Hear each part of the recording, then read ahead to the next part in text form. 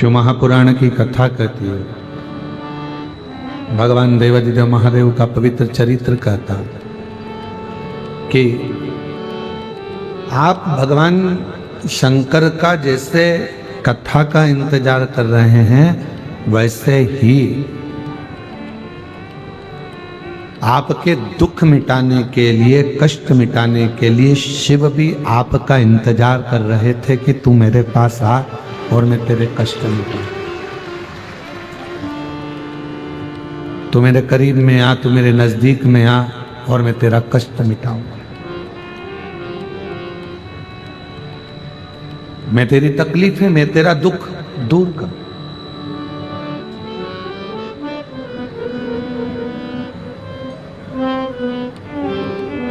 हम कहते हैं लक्ष्मी आए तो मैं दान करूं। हम कहते हैं कि लक्ष्मी आएगी तो हम दान करेंगे, पैसा आएगा तो हम दान करेंगे, धर्म करेंगे, पुण्य करेंगे।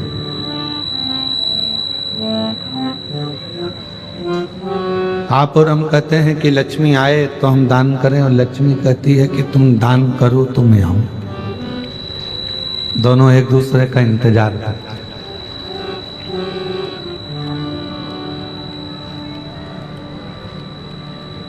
आप लक्ष्मी का इंतजार कर रहे हो कि वो आएगी तब मैं दान करूंगा, लक्ष्मी इंतजार कर रही है कि तू दान करना प्रारंभ कर तो मैं आना प्रारंभ करूं। दोनों इंतजार कर। अब जैसे लक्ष्मी कहती है कि तू दान कर और आप कहते हो कि आए तो दान करूं, तो उसी तरह शिव महापुराण भी कथा कहती है।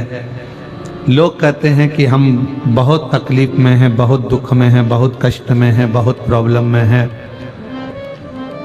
तो भगवान शिव भी कहते हैं कि तुम एक बार मेरी शिव महापुराण की कथा तक पहुंच जा, फिर मैं तेरा दुख मिटाना प्रारंभ कर दूंगा, तेरी तकलीफ मिटाना प्रारंभ कर दूंगा।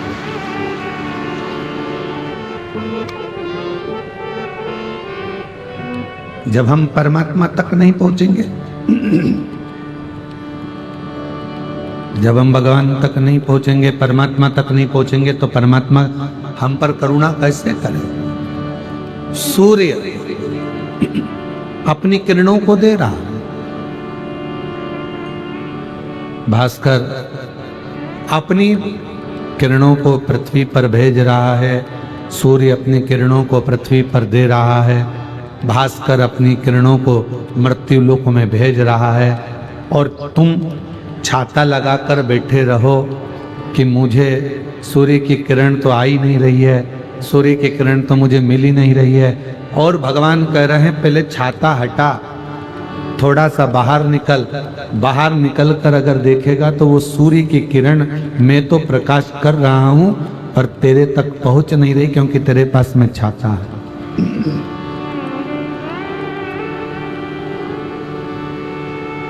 वो सूर्य की किरण आपके पास आ सकती है अगर आप ये अहंकार के छाते को थोड़ा दूर करो। सूर्य की किरण आ सकती है यदि आप अपने भीतर के संशय के छाते को, जो हमारे भीतर अविश्वास है, हमारे भीतर जब विश्वास नहीं होता तो अविश्वास अंदर प्रकट होता चलेगा।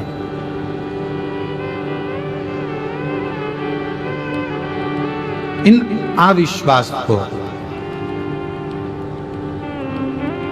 अहंकार के छाते को थोड़ा दूर करो। जब यह अहंकार का छाता, अविश्वास का छाता दूर होगा और तू जैसे ही बाहर निकलेगा, वैसे ही जब तू शिव की शरण में जाएगा तो भगवान देव अधिदेव महादेव की किरण तुझ पर पड़ेगी और तेरा उद्धार अपने आप होगा, अपने आप। आज व्यक्ति छोटा और बड़ा गिनने में लगा हुआ। आज बहनें भी आपस में गिनती हैं तो ये गिनती हैं कि हमारी वो बड़ी जीजी के यहाँ इतना पैसा है तो छोटी के यहाँ इतना पैसा है।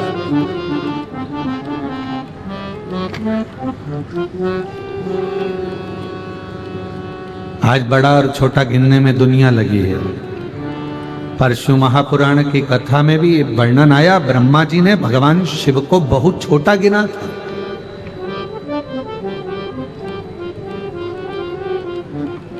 ब्रह्मदेव ने कह दिया था कि ये पूरी सृष्टि का रचना करता मैं हूँ, इस सृष्टि का संहार करता मैं हूँ, सृष्टि को चलाने वाला मैं हूँ, सृष्टि का भोजन देने वाला मैं हूँ, सृष्टि को रखने वाला मैं हूँ, सृष्टि को संचारित करने वाला मैं हूँ। ये ब्रह्मा जी ने भगवान विष्णु के सामने, भगवान नारायण के सामने शिव जी को बहुत छोटा बता दिया, बहुत।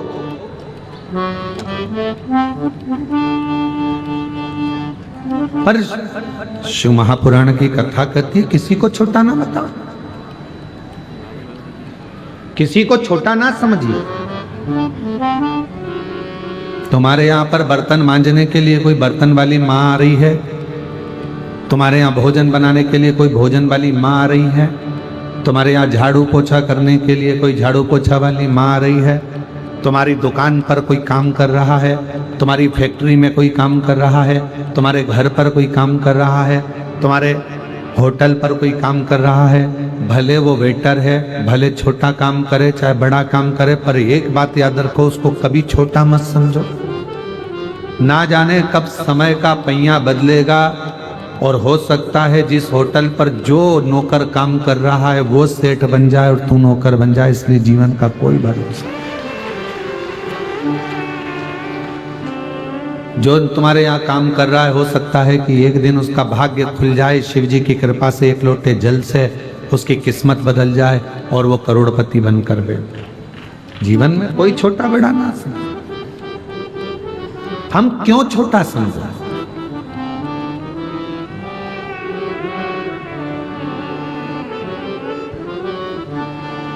कई लोग कह देते हैं कि हम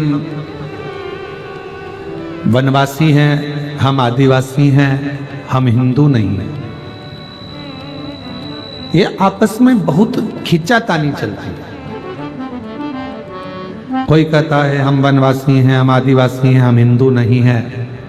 हम उनसे कहना चाहेंगे ये आपके अंदर जो भ्रम उत्पन्न किया जा रहा है, आपको सनातन से दूर करने के लिए, आपको हिंदू धर्म से दूर करने के लिए ये चाल चली जा रही है। लोभ देकर बड़े बड़े लोग तुम्हें भड़काने का कार्य कर रहे हैं और ये कह रहे हैं कि तुम हिंदू नहीं।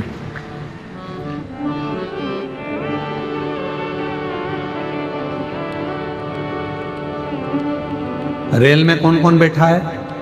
हाथ उठाओ जरा। ट्रेन में जो बैठा है, ठीक है। बस में कौन कौन बैठा है? चलिए रखो।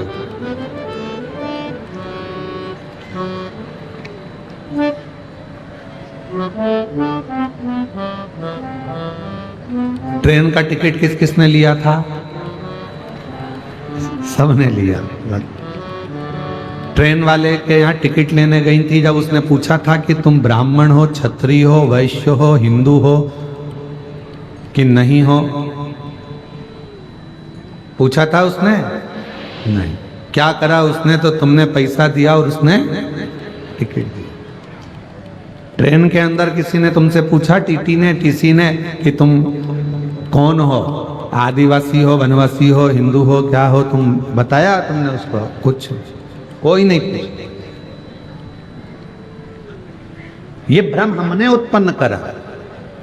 उस टीसी को मालूम है कि ये इंसान है, मानव है, मनु की संतान है, और जिन मनु ने ब्रह्मा जी के द्वारा प्रकट हुए हैं उन ब्रह्मा जी के पुत्र मनु हैं, और मनु के पुत्र संसार में जितने मनुष्य हैं ये सब मनु की औलाद हैं, इसलिए मनुष्य कहलाते हैं। ये मनु की संतान है इसलिए ये मनुष्य है, ये मानव, ये मनुष्य।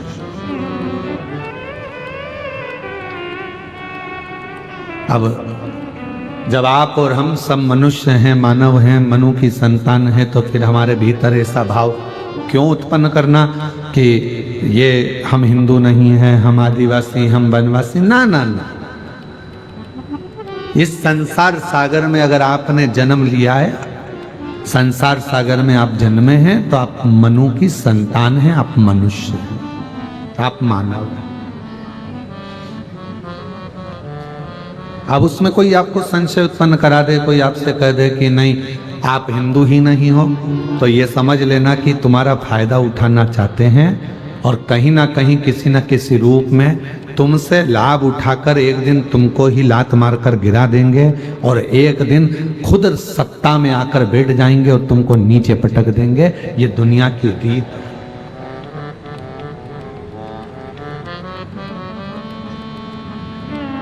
चलो एक बात और पूछो,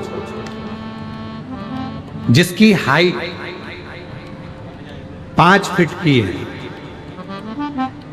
जिसकी हाइट 6 फीट की है,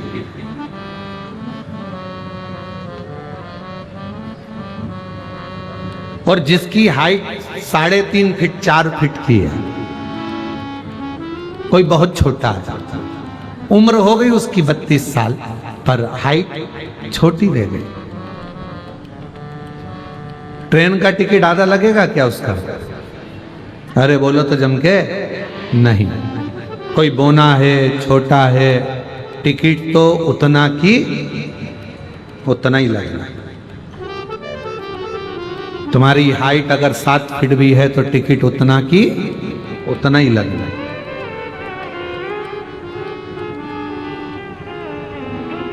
टिकट का पैसा कम नहीं हो जाता तुम्हारे बोने होने से, तुम्हारे छोटे होने से, तुम्हारे बड़े होने से टिकट का पैसा ज्यादा नहीं हो जाता। टिकट का पैसा उतना ही लगता है, चाहे तुम छोटे हो चाहे तुम बड़े हो। उसी तरह हमारे भीतर की ये बुद्धि है कि ये छोटा है वो बड़ा है, ये नौकर है वो सेठ है, ये हमारी बुद्धि है।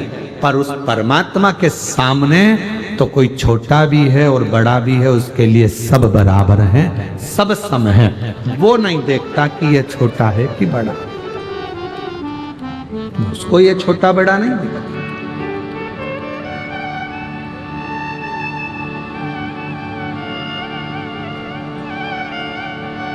और दया करो भगवान, सब पर दया करो, हम तेरी संतान, सब पर दया करो। दया करो भगवान, सब पर दया करो, हम तेरी संतान, सब पर दया करो। दया करो भगवान, सब पर दया करो,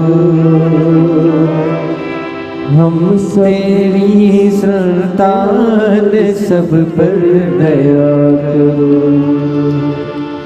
झूठे जगत में फंसा हुआ हूँ, माया से मैं घिरा हुआ हूँ। झूठे जगत में फंसा हुआ हूँ, माया से मैं घिरा हुआ हूँ। झूठे जग में फंसा हुआ हूँ, माया से मैं घिरा हुआ हूँ। झूठे जग में फंसा हुआ हूँ, माया से मैं घिरा हुआ। हम तेरी संतान, हम पर दया करो। दया करो भगवान, सब पर दया करो, हम तेरी संतान, हम पर दया करो। दया करो भगवान, सब पर दया करो। ये संपूर्ण ब्रह्मांड में जितने मानव हैं, छोटे से छोटा हो, आदिवासी हो, वनवासी हो, कोई सेठ हो, कोई गरीब हो, कोई अमीर हो, कोई ब्राह्मण हो, कोई वैश्य हो, कोई क्षत्रिय हो, कोई शूद्र हो, कोई भी हो, वो है उसकी औलाद, है उसकी संतान। दुनिया के लोगों ने फायदा उठाने के लिए आप लोगों में ये भेद कर दिया कि तुम हिंदू नहीं हो तो तुम हिंदू हो, तो तुम ये नहीं हो तो तुम वो। है तो हम सब उसकी औलाद, आप और हम है तो संतान उसी। और हम तेरी संतान, सब पर दया करो, दया करो भगवान सब पर दया करो। छोटा है वो भी भगवान का है, बड़ा है वो भी भगवान का है, बच्चा है वो भी भगवान का है, बड़ा है वो भी भगवान, गरीब है वो भी मेरे भगवान शिव का है, और बहुत बड़ा करोड़पति है वो भी मेरे भगवान शिव का है। उसमें भेद हमने कर दिया।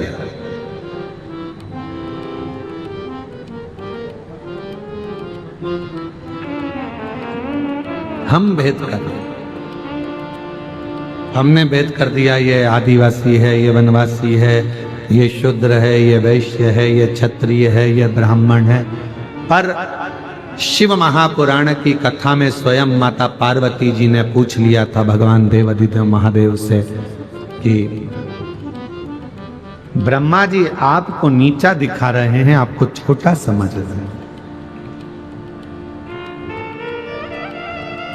ब्रह्मा जी आपको छोटा समझ रहे हैं। भगवान देवाधिदेव महादेव ने मां पार्वती जी से कहा, यह ब्रह्मा जी की बुद्धि का भेद है।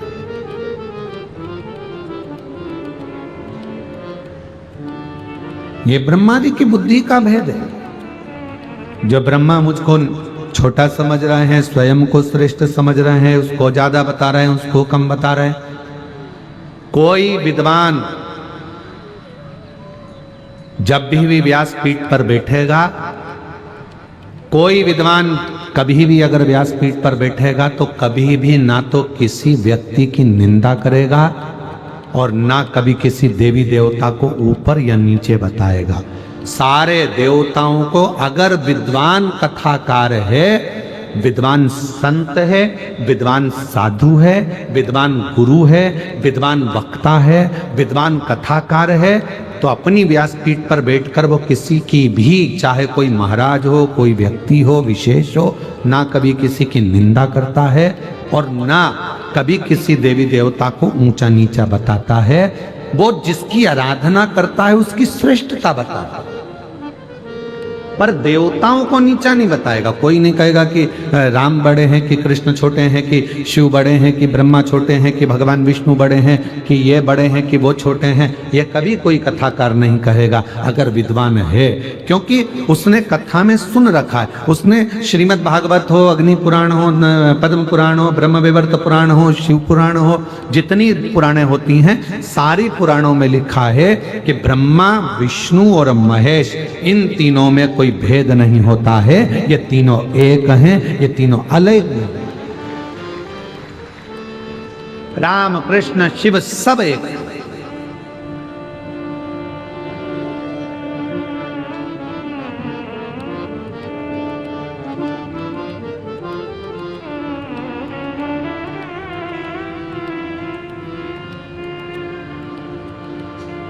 एक छोटा सा बच्चा एक दूसरे बच्चे को गाली दे रहा है,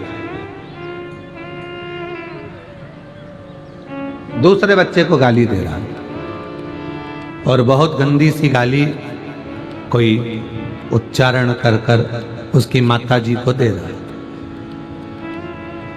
सुना, रुके, बच्चे को बुलाया गाड़ी के पास में कि आपने उस बच्चे को माता की गाली दी, एक बात बताओ,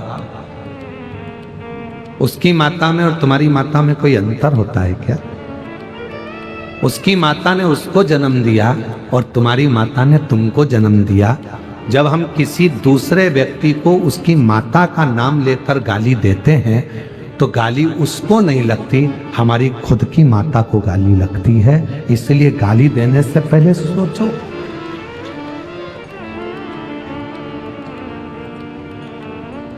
किसी की बहन बेटी को हमने गाली दे दी, ना वहां बहन है ना बेटी है, और वहां बस वो लड़का खड़ा है, वो व्यक्ति खड़ा है और उसको हमने गाली दे दी, तो क्या उसकी बहन बेटी को गाली लग जाएगी? नहीं।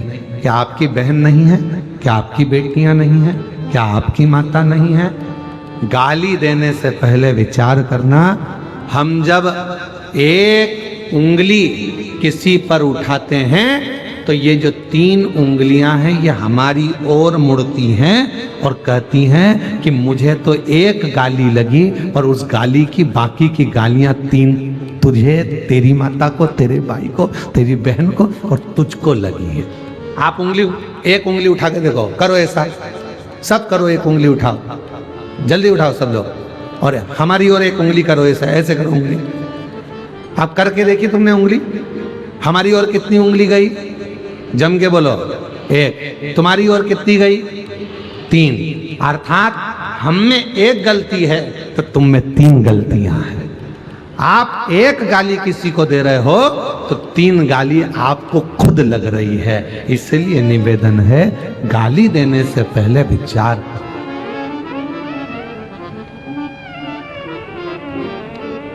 उठाया और किसी को माता की गाली दे दी, कोई को बहन बेटियों की गाली दे दी, वो गाली उसको ध्यान रखिएगा कि खुद को लग रही है, स्वयं। माता में कोई भेद नहीं है। माता बोलो, मां दंतेश्वरी में,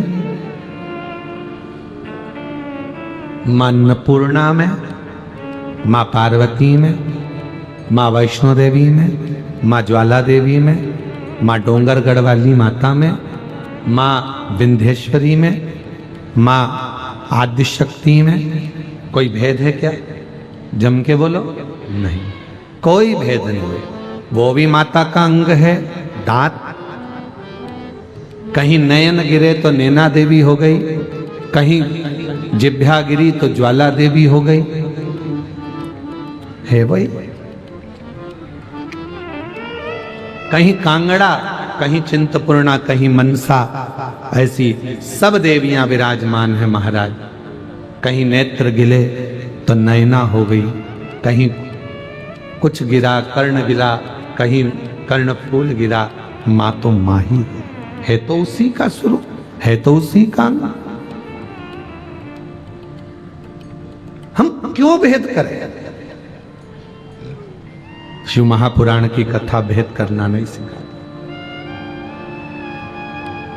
कर्ज चुकाना सरल है, पर फर्ज अदा करना कठिन है, बहुत कठिन, बहुत कठिन। कर्ज चुकाना सरल है पर फर्ज अदा करना कठिन है। किसी ने आपको कुछ दिया, आपने चुका दिया, कोई ने गाली दी, आपने बककर गाली चुका दिया, कोई ने आपको थप्पड़ मारा, आपने मार कर चुका दिया, कोई ने कुछ दिया, आपने देकर चुका दिया। कर्ज चुकाना सरल है पर फर्ज को अदा करना बहुत कठिन है। फर्ज अदा, आज व्यक्ति फर्ज अदा नहीं कर पा रहा। बेटा अपना फर्ज अदा नहीं कर पा रहा है, पिता अपना फर्ज अदा नहीं कर पा रहा है, माँ अपना फर्ज अदा नहीं कर पा रही हैं, बच्चे अपना फर्ज अदा नहीं कर पा रहे।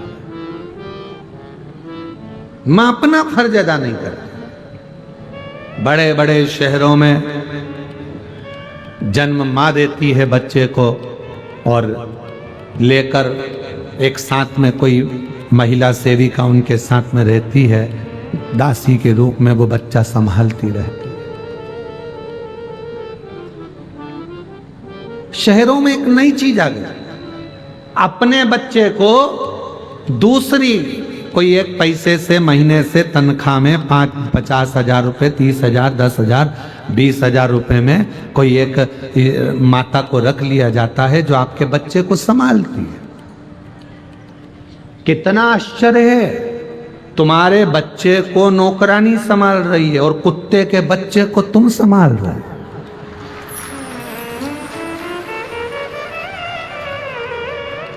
तुम्हारे बच्चे को छीछी नौकरानी करा रही है और कुत्ते के बच्चे को छीछी तुम करा रहे हो।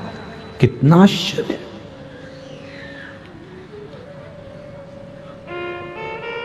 तुम्हारे बच्चे को भोजन नौकरानी करा रही है और कुत्ते के बच्चे को पप्पी पप्पी पप्पी, और उसको भोजन तुम करा रहे। अरे डूब मरो रे, पानी नहीं हो तो बस्तर से ले जाओ।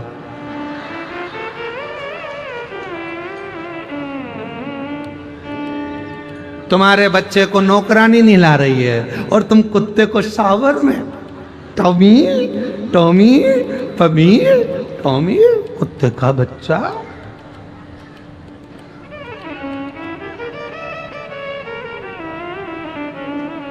और आया बुढ़ापा, तुम्हारे बच्चे को नौकरानी ने पाल पोस कर बड़ा करा, और अब आया तुम्हारा बुढ़ापा। अब तुम्हें तुम्हारे बच्चों की जरूरत पड़ी कि हमारा बच्चा हमारा बुढ़ापा सुधारेगा, हमारा बच्चा हमारा बुढ़ापा संभालेगा। तो बच्चे भी कह देते हैं हमारा बचपन तुमने नहीं संभाला तो हम तुम्हारा बुढ़ापा क्या खाक संभालें। हमारे बचपन को तुमने संवारा, हमारे बचपन को अगर तुम सवार थे तो हम तुम्हारा बुढ़ापा सवार। मेरी जीजियों,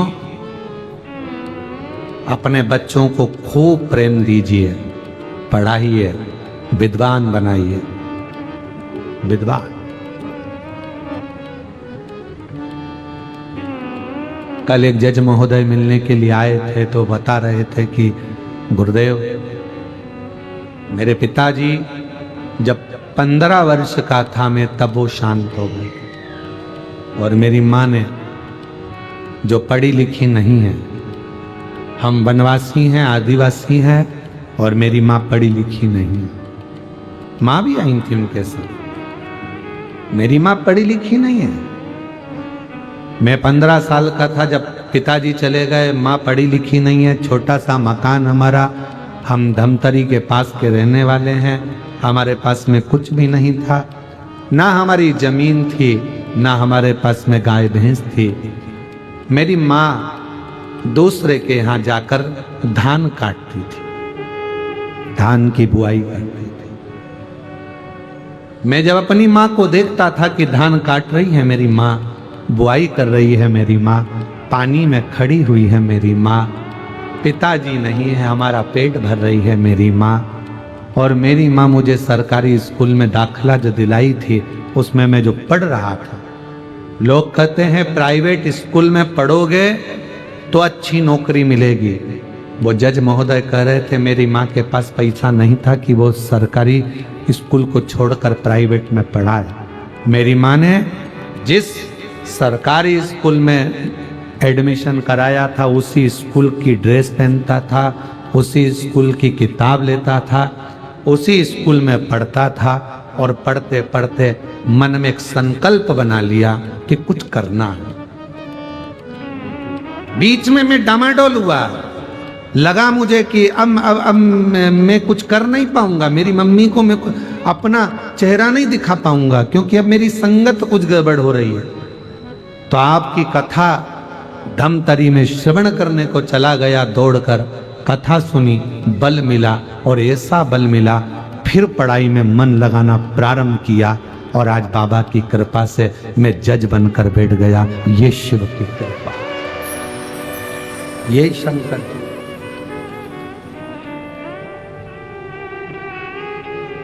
जरूरी नहीं कि आपकी मम्मी बहुत पढ़ी लिखी होंगी। बच्चे कहते हैं तुमने हमारे लिए क्या करा, उन्होंने कुछ नहीं करा, उन्होंने कुछ नहीं करा, पर फर्ज तो तुम्हारा है ना। कर्ज अदा करना सरल है पर फर्ज अदा करना कठिन है।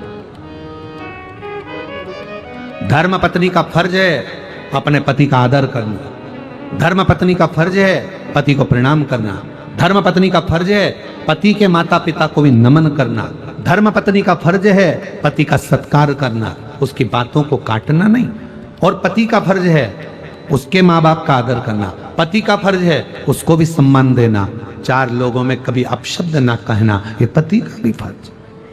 कौन फर्ज अदा कर रहा है? कर्ज अदा करना सरल है पर फर्ज निभाना कठिन हो गया।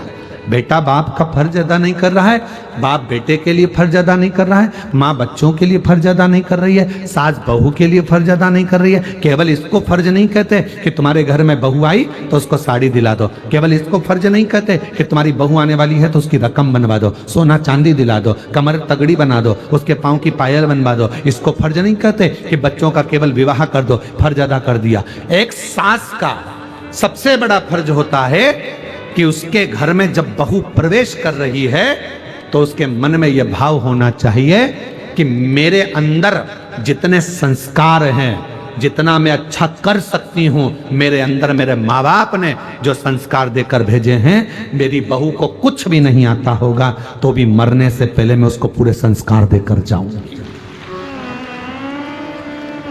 और बहू में ये फर्ज होना चाहिए कि मेरी मम्मी ने अगर कुछ भी कहा वो बात दूसरी थी, पर अब यहां मैं अगर आई हूं और मेरी सास मुझे सिखाना चाहेगी, बताना चाहेगी, टोकेगी, बार बार टोकेगी। सास क्यों टोकती है? क्योंकि उसने अपना बुढ़ापा ऐसे ही नहीं निकाल दिया, बहुत धक्के खाकर जिंदगी निकाली है। कभी ऐसा भी समय आया था सास की जिंदगी में कि 2 रोटी नहीं थी उसके पास में, तो भी वो किसी के दरवाजे नहीं गई है। उसने ये सोच लिया मैं बहू को इतना पक्का कर दूंगी, उसको अपशब्द कहकर, ताना देकर, गाली देकर, आड़ा टेढ़ा बोलकर मैं उसको इतना कड़ला कर दूंगी कि जगत के लोग उसका फायदा नहीं उठाएंगे, वो जीत कर आगे निकल जाएगी। मैं अपनी बहू को, अब बहू को लगता है मेरी सास गाली दे रही है, गाली नहीं दे रही है। अगर मिट्टी का बर्तन बनाना है तो मिट्टी को कूटना पड़ेगा, पत्थर की मूर्ति बनाना है तो उस पर हथौड़ी चलाना पड़ेगी, और बहू को श्रेष्ठ बनाना है तो सास की गाली खाना पड़ेगी। वो अपशब्द कह रही है, सहन करो, सिखाएगी, अपशब्द बोल रही है, ताना दे रही है, बताएगी, आप उसको संवरने का प्रयास करो। जो पत्थर मूर्ति बनाते समय चोट सहन नहीं करता, वो जमीन पर लगता है, तुम्हारे घर के ओटले पर रखता है, तुम्हारे घर के फर्श में लगता है। और जो मार्बल पीटा जाता है और जो तराशते समय टूटता नहीं है, वो मंदिर में पूजन करता है, उस पत्थर की पूजन होती है, मूर्ति बनती है। पत्थर वही है, एक ही खदान का निकला जो तुम्हारे घर में लगा, एक ही खदान का निकला जो मंदिर में पूजा रहा है। पत्थर एक ही है, बस चोट सहन कर ली तो मंदिर में पूजा गया, और जो चोट सहन नहीं कर पाया वो जमीन में थूक, पान, लात सब खा रहा। फर्ज अदा करिए। कर्ज चुकाना सरल है पर फर्ज निभाना कठिन है। आज भाई से भाई का फर्ज नहीं निभ रहा,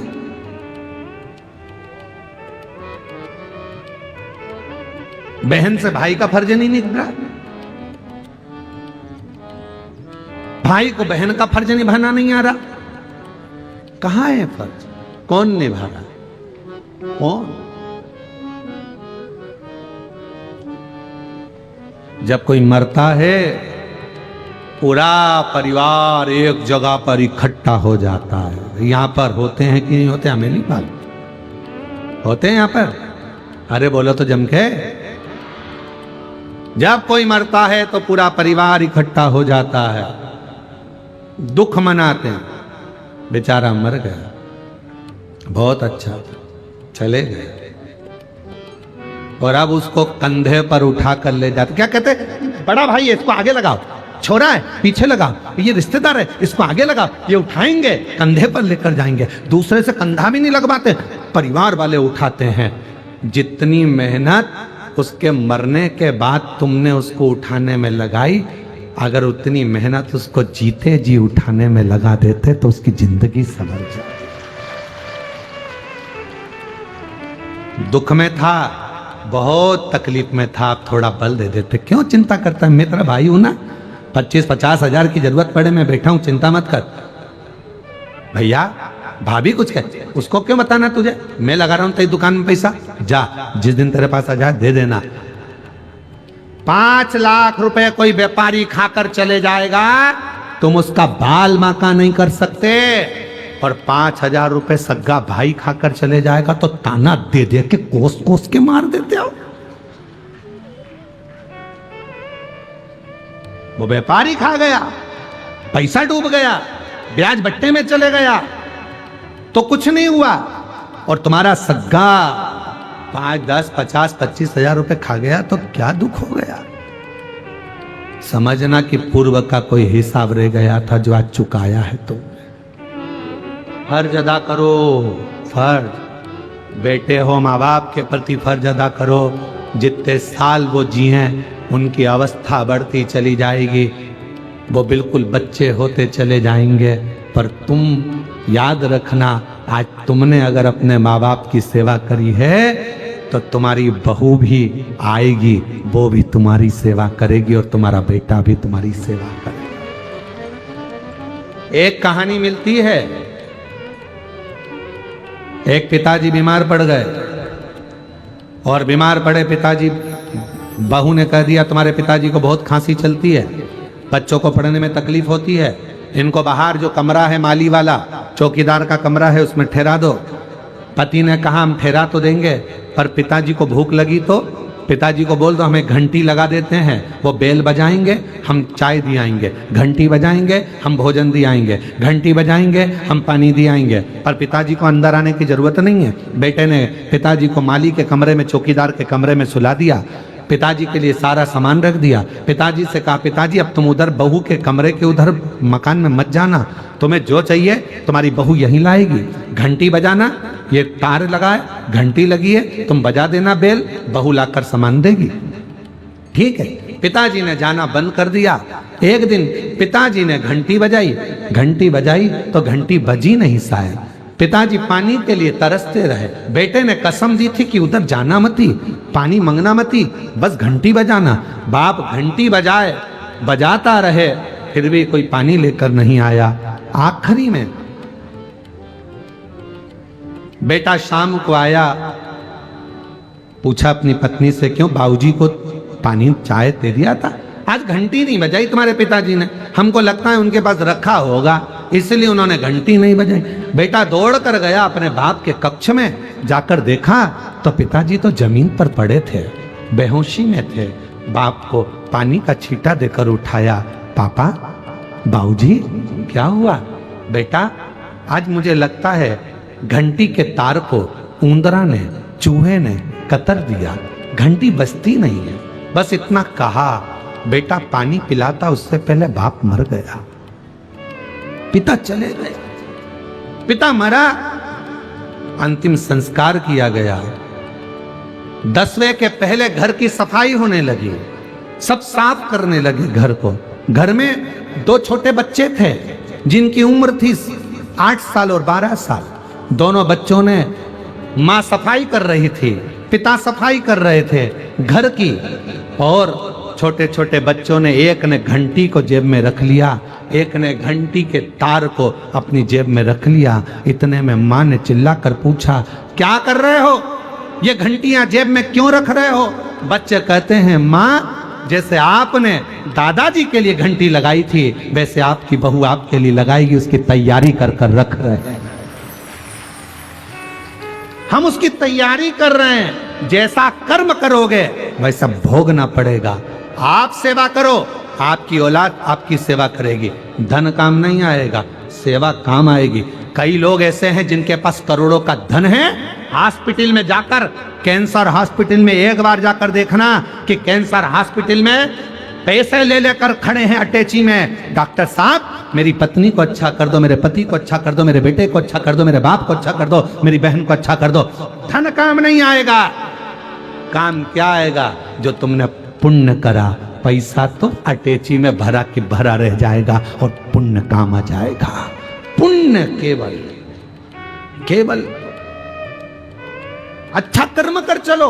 ये मानव की देह फिर नहीं मिलना है, जो मिली है इसको संभालने का प्रयास करो। हम आपसे ये नहीं कहेंगे कि आप कहीं तीर्थ में जाकर बैठ जाओ, हम आपसे इतना कहेंगे अपने दिल को तीर्थ बना लो, अपने मन को तीर्थ बना लो, अपने आप को तीर्थ बना लो। जब तुम्हारा कोई दर्शन करे तो तुम्हें देखते से ही याद आ जाए कि इसको देखने पर शिव की याद आती है। लोग कहें कौन आया है तो कहने अरे वो शंकर की भक्त आई है, भजन अच्छा गाती है, स्मरण अच्छा करती है, शिव जी के मंदिर में रोज पानी चढ़ाने जाती है, शंकर जी के मंदिर में रोज झाड़ू लगाती है, शिव जी के मंदिर में भजन करती है। तुम्हारी पहचान ये नहीं होना चाहिए रही है कि ये उनकी बहू है, होटल में डांस करती है, ये उनका बेटा है जो दिन भर पी के पड़ा रहता है। पहचान इससे नहीं होती, पहचान होती है सनातन धर्म में।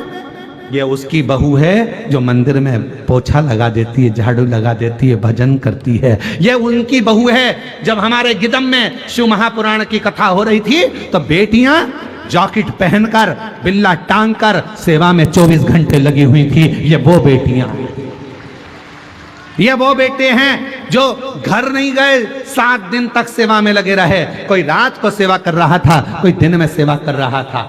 अपना एक बेच पहनकर, एक जैकेट पहनकर वो अपनी सेवा में लगे रहे, भोजन करा रहे थे, पानी पिला रहे थे। वो आदिवासी, वो वनवासी, वो क्षेत्र की मेरी बहनें, मेरी बेटियां पत्तल बनाने में लगी हुई थी, वो भोजन कराने में लगी हुई थी। उन्होंने घर नहीं देखा, उनको लगा हमारे गिदम में कथा है। कथा कराने वाला कोई भी हो, पर ये गिदम की कथा है, ये किसी एक व्यक्ति की नहीं। हमारे वनवासी आदिवासी क्षेत्र में आज हमारा भोले बाबा आया है, हमारा शिव आया है, उसकी कथा चल रही है, उसकी कथा चल रही है। उसको पहचानो। ये कथा पहचान कराने के लिए आई है। बासुर जैसे क्षेत्र में, बारसूर के अंतर्गत शिवालयों की पहचान कराने के लिए कथा आई है कि पूरा सनातन धर्म, पूरा सनातनी, पूरा विश्व इन मंदिरों को देखे, इन मंदिरों को जाने कि यह है क्या। उनको पहचाने कि यह है क्या।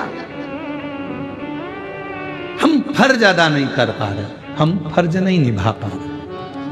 गुरु शिष्य के प्रति फर्ज अदा नहीं कर रहा है, शिष्य गुरु के प्रति फर्ज अदा नहीं कर रहा है। एक गुरु को भी चाहिए कि शिष्य को सतमार्ग बताए। गुरु को लगने लगता है कि शिष्य को बहुत बड़ा घात होने वाला है, शिष्य बहुत नीचे जाने वाला है, तो गुरु अपने शिष्य को एक क्षण में उपदेश गीता जैसा दे देता है, उसको बचाने का प्रयास करता है। जाग जाओ अर्जुन जैसे, वरना मरना तो है ही, शांत तो होना ही, नष्ट सब कुछ होना ही। समझ जाओ। गुरु एक शब्द में समझाएगा कि तेरा ये क्षण बेकार हो रहा है, ये पल बेकार हो रहा है, इसको समझ ले। गुरु समझाएगा, आगे फिर मर्जी आपकी। शिष्य का फर्ज है वो गुरु के चरणारविंद का स्मरण करे। गुरु के पास धन वैभव सत्ता धन दौलत संपदा के लिए नहीं, गुरु की एक दृष्टि पड़ जाए जिससे मेरी पूरी जिंदगी सवर जाए। गुरु थोड़ा सा वैभव देवी देगा तो वो थोड़े दिन चलेगा, पर गुरु की दृष्टि पड़ जाएगी तो पूरी जिंदगी चकाचक निकल जाएगी, आनंद में निकल जाएगी, वैभव में निकल। फर्ज अदा नहीं कर। कर्ज तो कोई भी नहीं मानता। कर्ज अदा करना है, पैसा दे दो, कर्ज चुक जाएगा। कर्ज अदा करना सरल है, पर फर्ज निभाना कठिन है। फर्ज तो केवल भगवान देव अधिदेव महादेव माता पार्वती से कहते हैं। पार्वती ब्रह्मा जी कर रहे हैं कि ये बड़े वो छोटे। असली अगर कोई वक्ता होता, असली अगर कोई संत साधु गुरुजन तपस्वी या अच्छा कोई कथाकार सत्यवादी अगर कोई कथाकार होता है, वो अपनी व्यासपीठ पर बैठकर किसी महाराज की, किसी संत के, किसी साधु के, किसी गुरुजन की कभी निंदा नहीं करता है। अच्छा कथाकार है, संत है, श्रेष्ठ संत है, सत्यवादी संत है, तो किसी ईश्वर की निंदा नहीं करता। वो ये नहीं बोलता कि ये ईश्वर बड़ा है, वो ईश्वर छोटा है, राम बड़े की, कृष्ण बड़े की, शिव बड़े की, ब्रह्मा बड़े की, विष्णु बड़े। वो एक मानता है क्योंकि हम सब उसकी औलाद हैं। वो सब में समाया है, सब में एक नूर है, एक ज्योति है। आटा एक ही है, चाहे तुम पराठे बना लो, चाहे तुम पूड़ी बना लो, चाहे तुम रोटी बना लो, चाहे तुम बाटी बना लो, आटा एक ही है। चावल एक ही है, चाहे दही में मिला के खा लो, चाहे दूध में मिला के खा लो, चाहे दाल में मिला के खा लो, चाहे सांभर में मिलाकर खा लो, चाहे सब्जी में मिलाकर खा लो, चावल एक ही है। चाहे चीला बना लो, चाहे उलेटा बना लो, चाहे पराठा बना लो, चावल एक ही है। उसी चावल की तुम चाहे मिठाई बना लो, चावल वही है। चावल की वो भाव खत्म नहीं, वो चावल ही रहेगा, आटा आटा ही रहेगा, गेहूं गेहूं ही रहेगा। उसी तरह कोई तुम्हें कितना भी तोड़ ले और कह दे कि तुम ये नहीं हो, तुम हिंदू नहीं हो, तुम ये नहीं हो, याद रखना जैसे गेहूं का चाहे पूड़ी बनाओ, चाहे पराठा बनाओ, चाहे रोटी बनाओ, है तो गेहूं का ही आटा। उसी तरह अपने मन को ये बता देना कि हो तो तुम उसी की औलाद, एक ही मनु की संतान आप और हम है, उसमें कोई भेद नहीं है, कोई भेद नहीं। और बहुत आएंगे ऐसे ज्ञान देने वाले तुम्हारे पास में,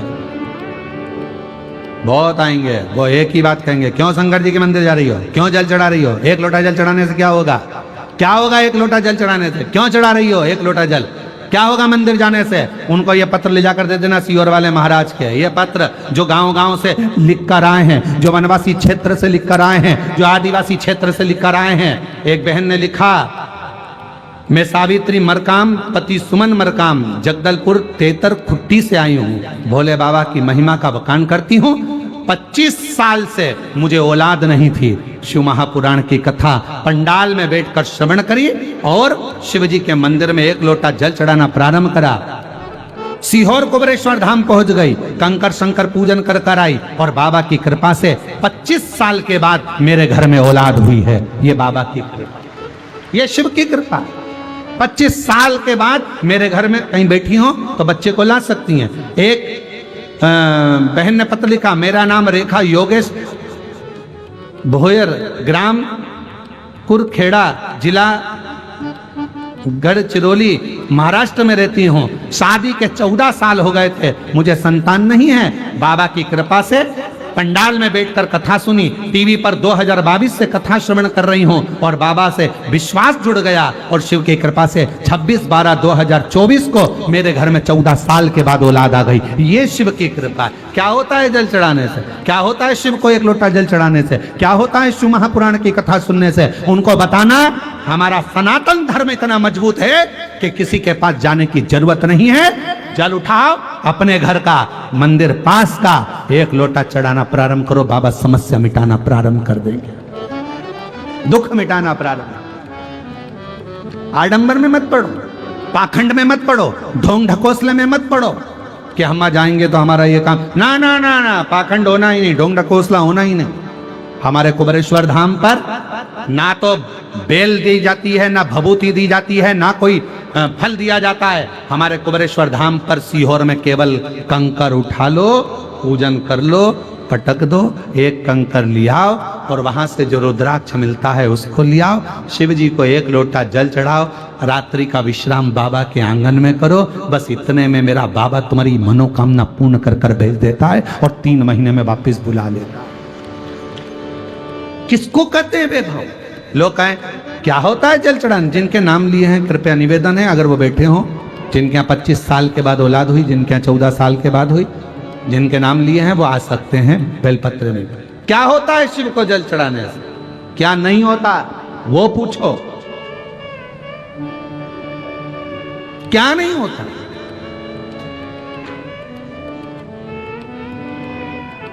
और हम तेरी संतान, हम पर दया करो, दया करो भगवान, सब पर दया करो, दया करो भगवान, सब पर दया करो। हम तेरी संतान, सब पर दया करो, दया करो भगवान, सब पर दया करो। हम तेरी संतान, सब पर दया करो। बस उस पर आश्रित हो जाओ, उस पर आश्रित।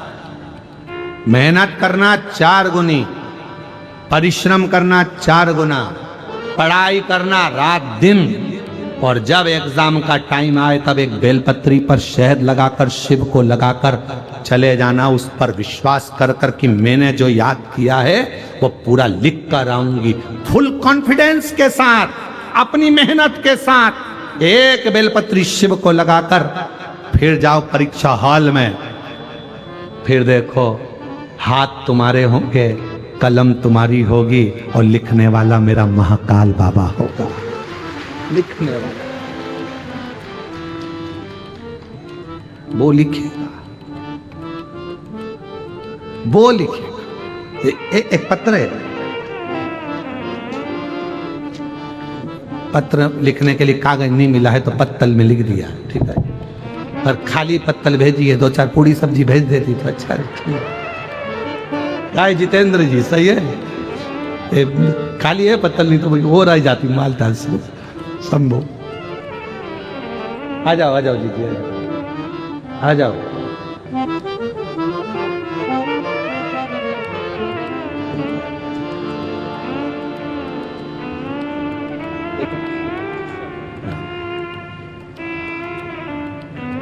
पच्चीस साल के बाद हुआ, एक बार जोरदार ताली बजाओ। शंभू शंभू शंभू शंभू शंभू शंभू शंभू।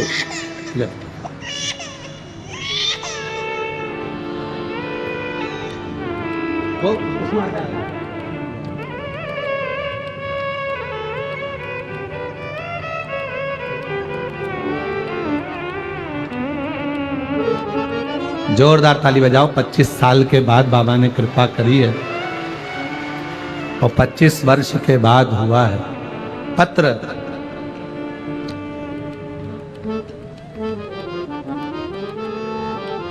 मैं किरण ठाकुर, पति आलोक ठाकुर, कहीं बैठे हो तो हाथ हिला सकते हैं। मेरा किडनी लीवर खराब हो गया था, पीलिया भी हो गया था। गिदम से हूं गुरुजी, कुछ भी खाती उल्टी हो जाती। जगदलपुर एमपीएम में हॉस्पिटल में दिखाया, डॉक्टरों ने कहा आपकी ना तो किडनी काम कर रही है ना लीवर काम कर रहा है, 10% भी चांस बचा नहीं है। कहा तुरंत इनको रायपुर ले जाओ। हम लोग 7-8 घंटे का सफर कर कर रायपुर के रामकृष्ण हॉस्पिटल में भर्ती हो गए। आईसीयू में 2 बार डायलिसिस होना प्रारंभ हो गया। दिन भर में जब 2 बार डायलिसिस हो गए तब बड़े परेशान हो गए। डॉक्टरों ने कहा इनका लीवर और किडनी दोनों ट्रांसप्लांट करना पड़ेगा और लगभग 3 लाख रुपए का खर्चा इसमें लग जाएगा। और कोई लीवर देने वाला, किडनी देने वाला भी होना चाहिए। और यहाँ इतना, पर आगे चलकर हमने सोचा किसको दिखाएं, तो हैदराबाद दिखाया तो मालूम पड़ा 40 लाख का खर्चा लगभग आएगा, क्योंकि दोनों चीज ट्रांसप्लांट होगी। कौन देगा? फिर भी मेरी बेटी ने मुझे लीवर किडनी देने को तैयार हो गई।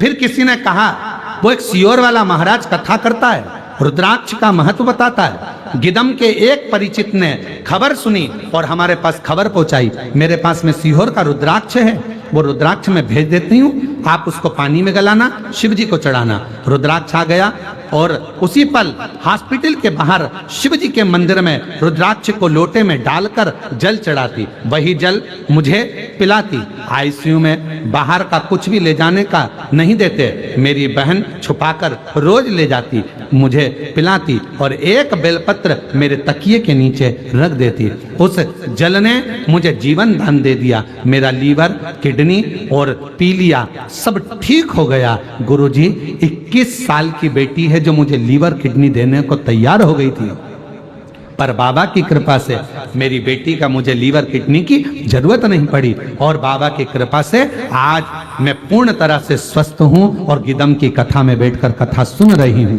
कहीं बैठी हैं? आप ही हैं? आ जाओ आ जाइए। आज कथा श्रवण कर रही हूं गिदम के पंडाल में बैठकर। ऐसा है शंभू, ऐसा है शिव। क्या देता है, कैसे देता है, कब देता है मालूम नहीं पड़ता। इसलिए आप लोगों से कहते हैं कि अपने नजदीक में यह कथा तो आज 13 तारीख को विराम हो जाएगी। 17 तारीख से 21 तारीख तक 5 दिवसीय जिला दुर्ग के पास में नगपुरा में कथा 1 बजे से 4 बजे तक प्रारंभ हो जाएगी। आसपास के क्षेत्रवासी एक प्रयास कर कर मन में दृढ़ बनकर पंडाल में बैठकर बाबा से विनय कर कर कथा का रस तत्व ग्रहण करें। ये मिट्टी पंडाल की साधारण नहीं है, इसको शरीर से लगाकर उससे विनय करें, विनती करें। क्या देगा वो उस पर निर्भर करता है, उस पर, ये उस पर निर्भर। और हम तेरी संतान, हम पर दया करो, दया करो भगवान हम पर दया करो। 14 वर्ष के बाद हुआ है। एक बार जोरदार ताली बजाकर स्वागत करिए। दया करो भगवान सब पर दया करो, हम तेरी संतान सब पर दया करो। दया करो भगवान सब पर दया करो। 14 वर्ष के बाद हुआ। एक बार जोरदार ताली बजाएं। शिव कृपा।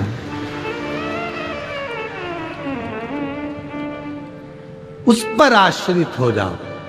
बहुत आएंगे, बहुत भ्रम फैलाएंगे। मंदिर मत जाओ, शिव के मंदिर मत जाओ, एक लोटा जल मत चढ़ाओ, शंकर पे चढ़ा हुआ जल मत पियो, लोग कहेंगे। बेलपत्र मत खाओ, लोग कहेंगे। उनको कह देना एक बार गीता प्रेस गोरखपुर की शिव पुराण लाओ। तुम इतना ज्ञान दे रहे हो, खुद पढ़ो, मालूम पड़ेगा। उसमें लिखा है श्री शिवाय नमस्तुभ्यम बोलने वाले के मात्र मुख का दर्शन कर लो, सारे पाप नष्ट हो जाते हैं और हजारों वर्ष में यज्ञ का फल प्राप्त हो जाता है। शिव पुराण में लिखा है शंकर भगवान पर चढ़ाए हुए जल का आचमन करने से कायिक, वाचिक और मानसिक तीनों पाप समाप्त हो जाते हैं। शिव पुराण में लिखा है। शंकर भगवान का प्रसाद अगर हाथ में आ जाए तो 12 ज्योतिर्लिंग का फल उसी समय प्राप्त हो जाता है। शिव पुराण में लिखा। पर दुनिया के लोगों को विरोध कर दो।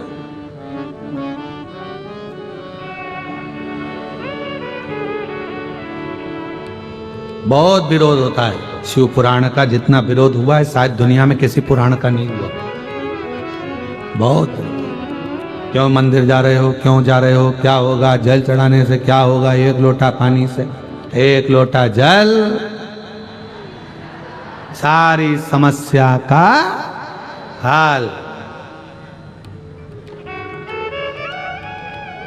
तुम्हारे जीवन के सारे दुखों को धो देता है वो एक लोटा जल।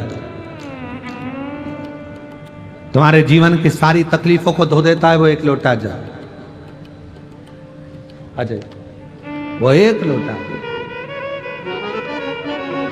बस भाव शुद्ध हो, जो जैसी भावना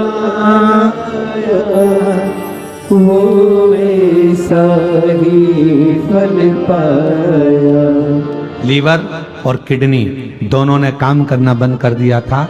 हॉस्पिटल में एक दिन में 2 डायलिसिस प्रारंभ हो चुके थे और बाबा की कृपा से आज पूर्ण तरह से स्वस्थ होकर यहाँ खड़ी हैं। एक बार जोरदार ताली बजा।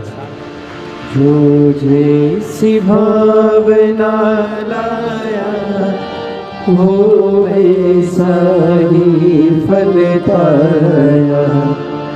आ रहे हैं हॉस्पिटल में जिसमें मैं भर्ती थी, जिस रूम में, उसमें टीवी लगा हुआ था।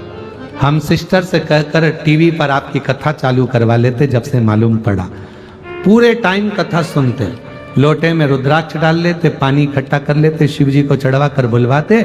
जब मुझे फायदा होने लगा तो जितने मेरे आसपास के कमरे थे सब में पानी पहुंचा देती और ऐसी कृपा हुई कि केवल मैं नहीं, जितने लीवर और किडनी वाले थे सब की छुट्टी हुई और सब घर गए। ये शिव, ये शंकर। आप विश्वास कितना करें शिव पर, ये आप पर निर्भर। दुनिया केवल आपका फायदा उठाने बैठी है, केवल फायदा, केवल। सावधान। कोई तुमसे कहे कि तुम मंदिर मत जाओ, जाएंगे। तुमने हमको पैदा करा क्या? तुमने हमको बड़ा करा क्या? तो हम तुम्हारी क्यों सुने? मैं चाहे ये करूं, मैं चाहे वो करूं, मेरा मन, मेरी मर्जी। अपना रिमोट अपने हाथ में रखो। टीवी का रिमोट दूसरे के हाथ में रहेगा तो उसके पसंद के सीरियल देखना पड़ेंगे। इसलिए रिमोट अपने हाथ में रखोगे तो अपनी पसंद का सीरियल देखोगी। उसी तरह अपना रिमोट अपने हाथ में रखो, दूसरे के कहने पर नहीं चलना। उसने कह दिया मंदिर मत जाओ, मंदिर नहीं गए। उसने कह दिया कथा में मत जाओ, कथा में नहीं गए। उसने कह दिया ऐसा मत करो, वैसा कर लिया। अपना रिमोट अपने हाथ में रखो। मेरी मर्जी, मैं चाहे ये करूं, मैं चाहे वो करूं, मेरा मन। अपना रिमोट अपने हाथ में रखो। मैं मंदिर जाऊंगी, तू कौन होता मना करने वाला? और सज धज के जाओ, आग लगे बस्ती में, अपन रहे हो मस्ती में, और सज धज के ले, और सज धज के क्या कर लेगा? और जो तुमसे मना करे उसके सामने जान कर कर एक लोटा जल, सारी समस्या का हल। और ज्यादा अपशब्द बोले तो लोटा दिखा दो।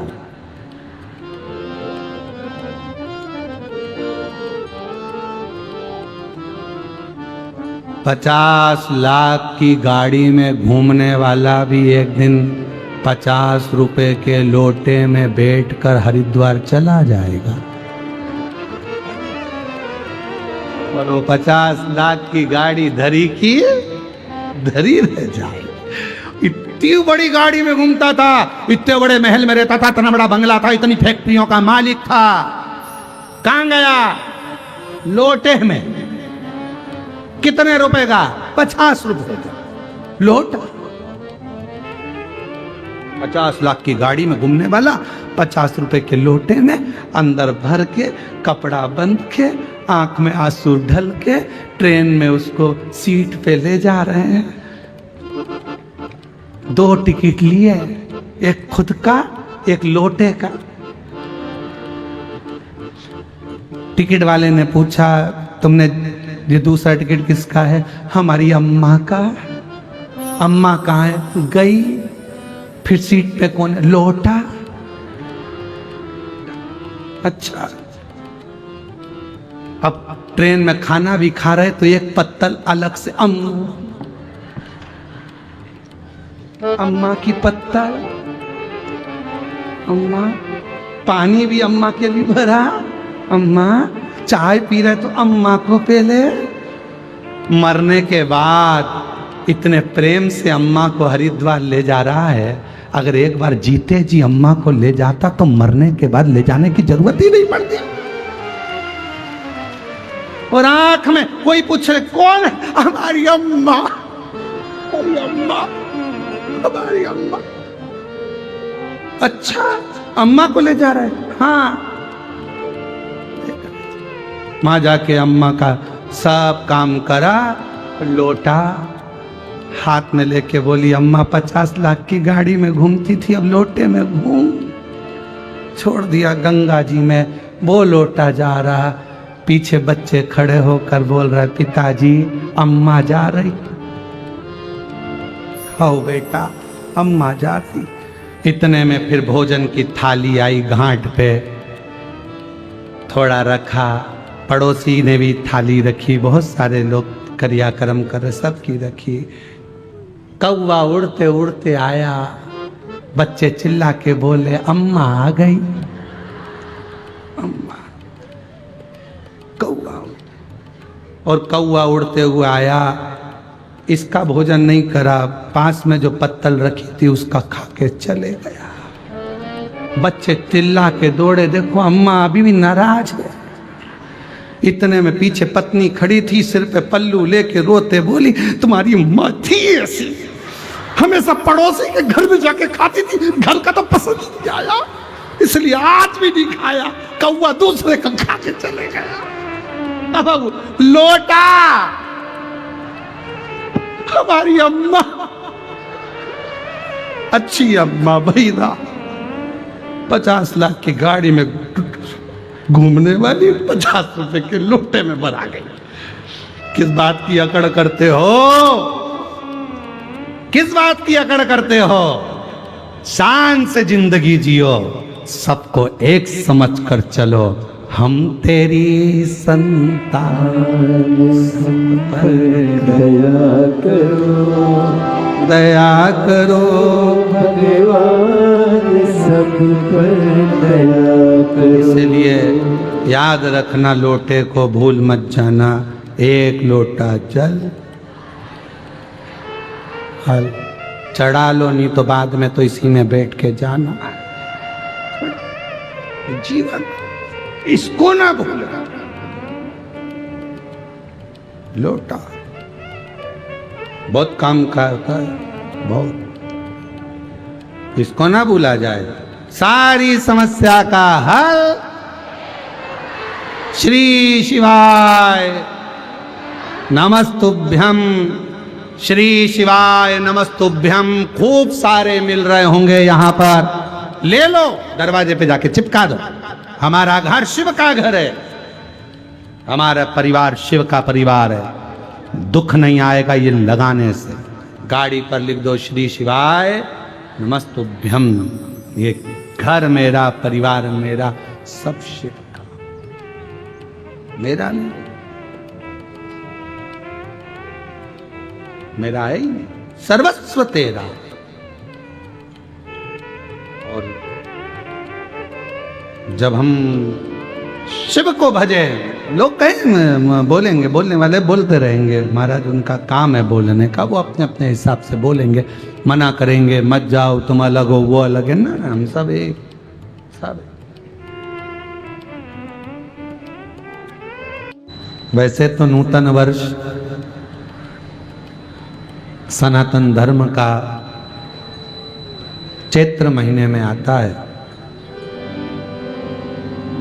फिर भी कैलेंडर को जो बदलने में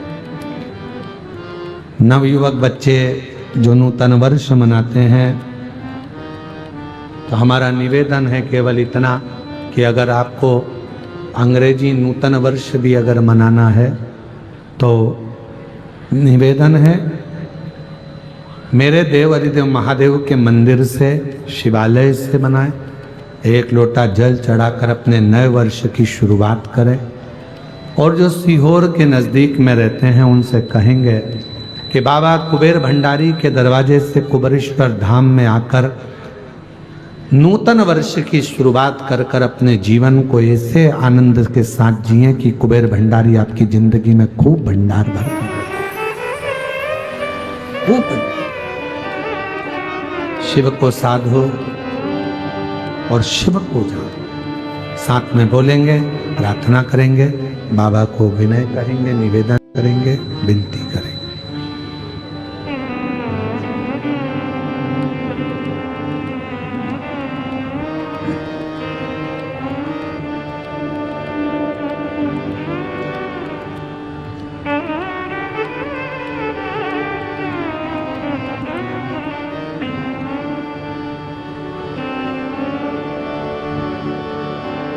श्री शिवाय नमस्तुभ्यं, श्री शिवाय नमस्तुभ्यं, श्री शिवाय नमस्तुभ्यं, श्री शिवाय नमस्तुभ्यं, श्री शिवाय नमस्तुभ्यं। भोला सब दुख काटो, ओ भोला सब दुख काटो। शिव शंकर जपूं तेरी माला, भोले बाबा जपूं तेरी माला। भोला सब दुख काटो, ओ भोला सब दुख काटो। वेश है मंगलकारी, वेश है मंगलकारी शमशान वासी हमारा, शमशान वासी हमारा। ओ भोला सब दुख काटो, ओ भोला सब दुख काटो।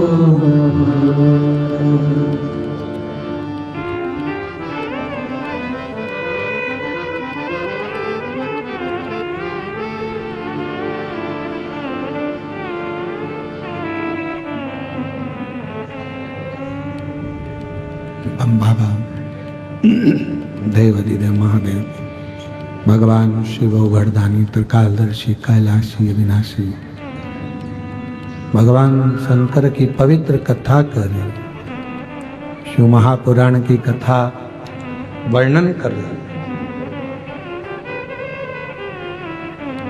अपने जीवन को श्रेष्ठ जिए। तारकासुर के 3 बेटे थे, तारकाक्ष, विदुम्माली और कमलाक्ष।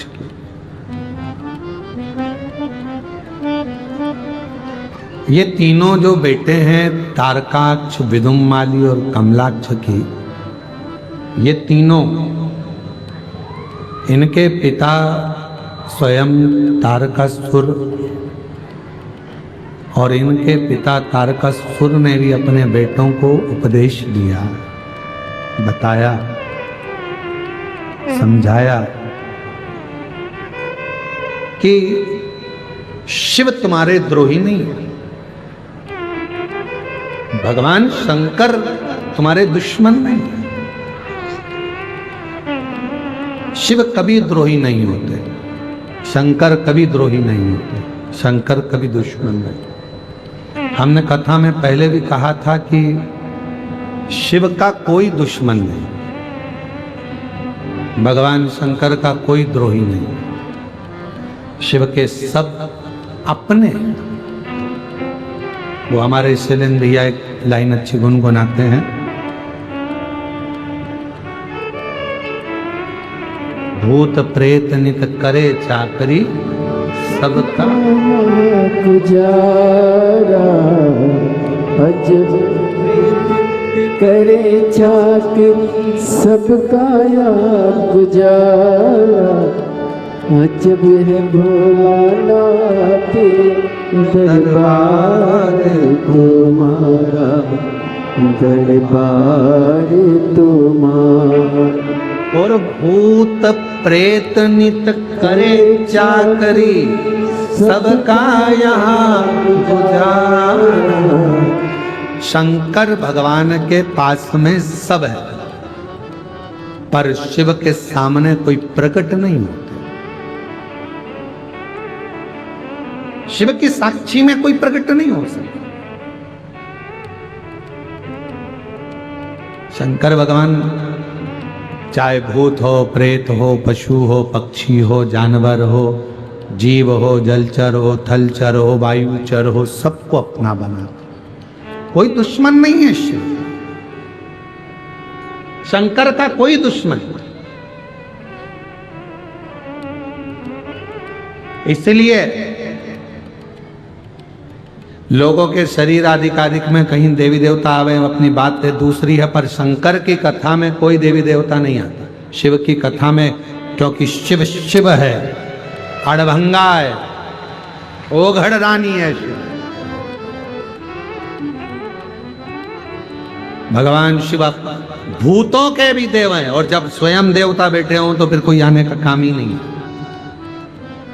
जब स्वयं शिव विराजमान हो तो वहां क्या आएंगे। शंकर शंकर भूत प्रेत नित करे चाकरी सबका गुजारा। भूत प्रेत नित करे चाकरी सबका गुजारा। अजब है भोलानाथ ये दरबार तुम्हारा, दरबार तुम्हारा।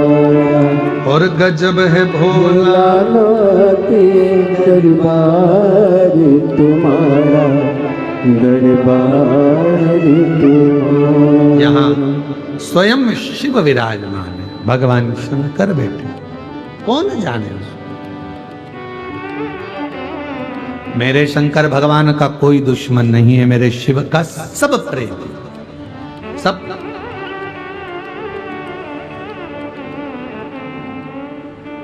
महाराज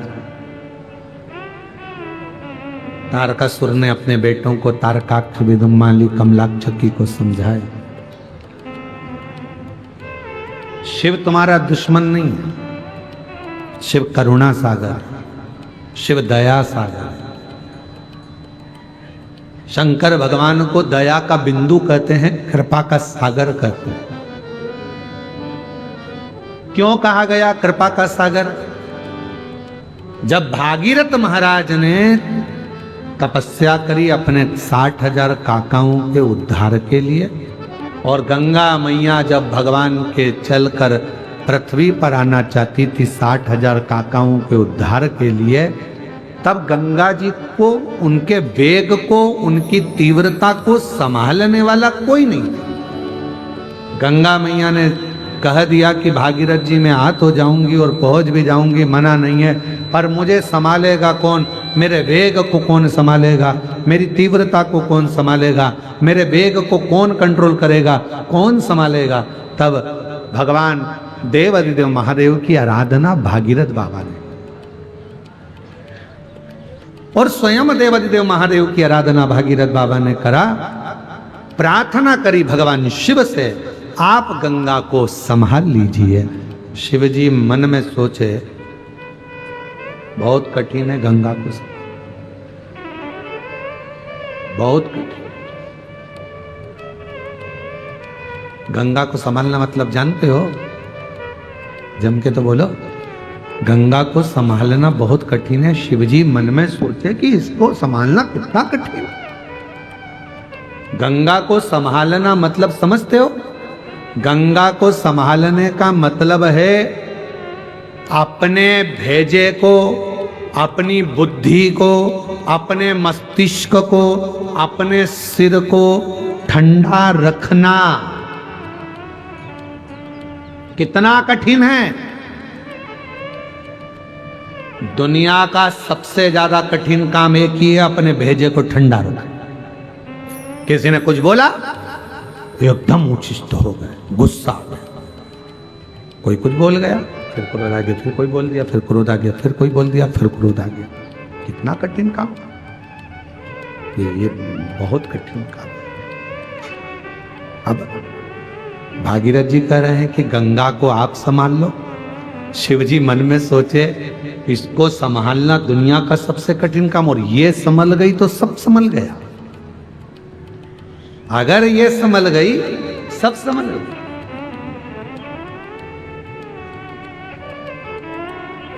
जिसकी दृष्टि में कोई कुछ बोले, आग लगे बस्ती में अपन रहो मस्ती में। कोई ने कुछ बोल दिया और अगर आप के चेहरे पर प्रसन्नता है ना, समझ लेना कि दुनिया के सबसे बड़े साधु और तपस्वी तुम ही हो, जो किसी बात का तुम्हें फर्क ही नहीं पड़ता। जो हो रहा है होन, बोल दिया ना जन, के गया ना जन, गाली दे दी ना जन।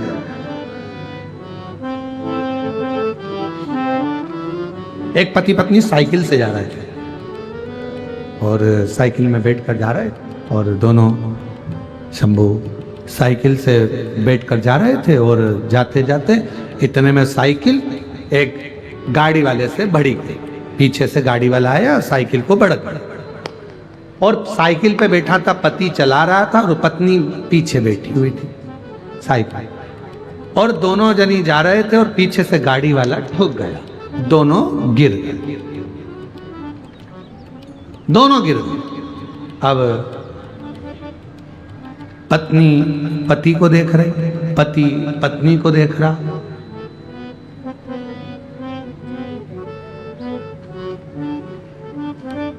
पत्नी को गुस्सा आ गया बहुत तेज।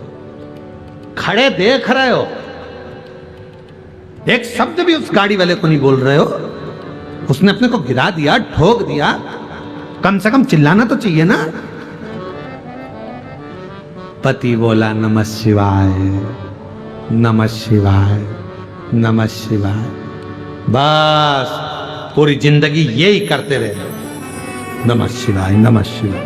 अरे वो ठोक के चले गया, अपन नीचे गिर गए, बोलो ना उसको, गाड़ी वाले को कुछ तो बोलो।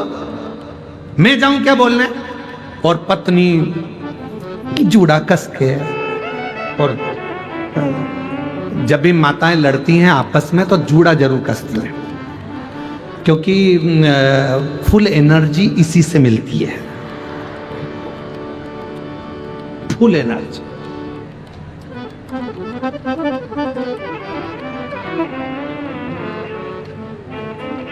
एक लड़के ने अपनी दाढ़ी खूब लंबी बढ़ा रखी, मूछें बढ़ा कर रखी, बाल बढ़ा के रखे, और एक पंडित जी बहुत सारे शास्त्र पढ़ रहे थे, बहुत विद्वत्ता की बातें कर रहे थे। पंडित जी जब नीचे उतर गए तो लड़का गया, नया नवयुवक बच्चा था, पंडित जी के पास जाकर बोला, क्यों महाराज जी एक बात बताओ कि तुम में इतना ज्ञान कहाँ से आ जाता है जो तुम इतनी बड़ी बड़ी बातें कह देते हो? पंडित जी बोले, देखो ये हमारी जो चोटी है ना, ये एंटीना है, ऊपर से सीधा आता है ज्ञान, हम मुख से बोल देते हैं। तो इतने में लड़का बोला, तुमसे बड़े बाल तो मेरे हैं, तुमसे ज्यादा ज्ञान तो मेरे पास आना चाहिए।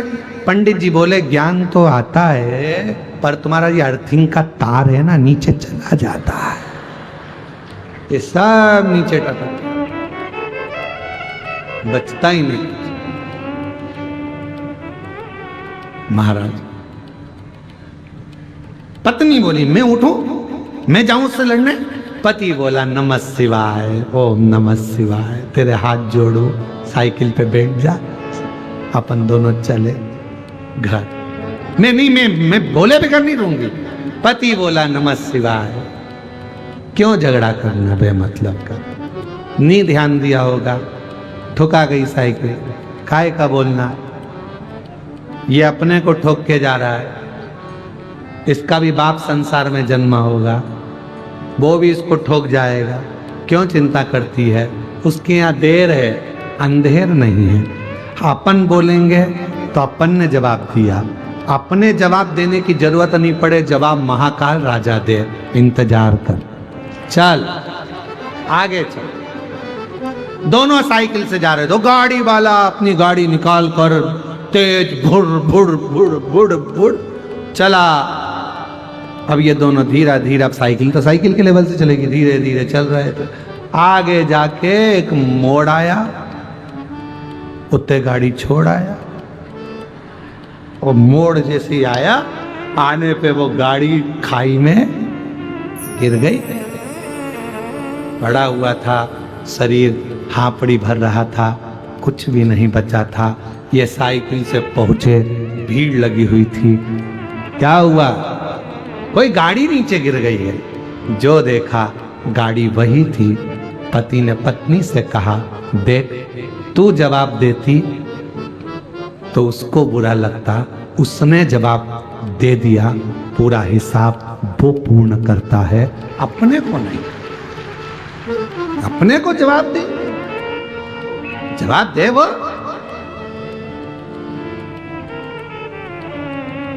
जवाब देने की जवाबदारी उसकी है, अपन क्यों? अपन विद्वत्ता में रहो, शांति।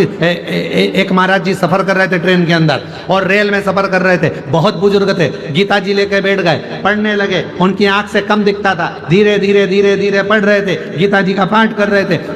ट्रेन में बैठे हुए थे, 5 लड़के चढ़ गए ट्रेन के अंदर, 6 लड़के 5 लड़के ट्रेन के अंदर, और 5 लड़के ट्रेन के अंदर चढ़े। उन्होंने देखा चेन लटक रही है, खींच दें। लड़कों ने आपस में बात करी। एक बोला, नहीं रे, जुर्माना लग जाएगा, पुलिस वाले पकड़ के ले जाएंगे। उसने कहा, उस पर लिखा है 500 रुपए का जुर्माना। एक काम करते हैं, सब पैसा इकट्ठा करो, एक बार चेन खींच के देखते हैं। सब ने 100 रुपए इकट्ठे करे, एक जनी की जेब में रख लिए और चेन खींची। इतने में दूसरा बोला, भले चेन खींच दियो, अपना कोई पैसा नहीं लगेगा, एक काम करते हैं, चेन खींच दो, नाम बुढ़े का लगा देंगे। ये बाबा बैठा है ना, गीता जी पढ़ रहा है, इस बुढ़े का नाम लगाएंगे, चेन खींचो। जो चेन खींची, पुलिस वाले आ गए, टीसी आ गया, चैन किसने खींची? किसने खींची? लड़के बोले ये बुढ़े बाबा ने खींची। बाबा, इस बुढ़ापे में तुम्हें चैन खींचने की क्या जरूरत पड़ गई? क्यों चैन खींची?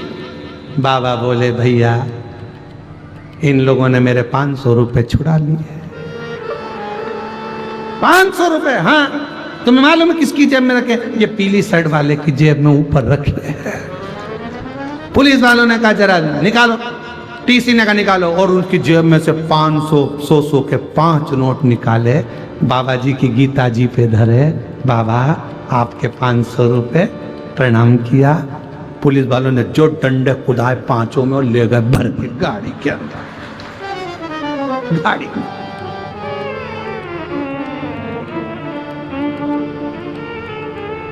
ये समझ रहे थे बाबा है, और बाबा बाबा नहीं है। समझ गीता ज्ञान देती है। विद्वत्ता होना चाहिए, ज्ञान होना चाहिए। जिस गीता का हम अध्ययन कर रहे हैं, जिस पुराणों को हम सुन रहे हैं, उसका ज्ञान हमारे अंदर हो।